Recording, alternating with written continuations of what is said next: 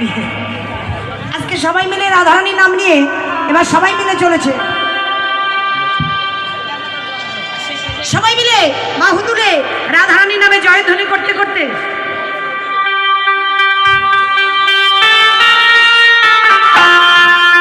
রাহুল আসলে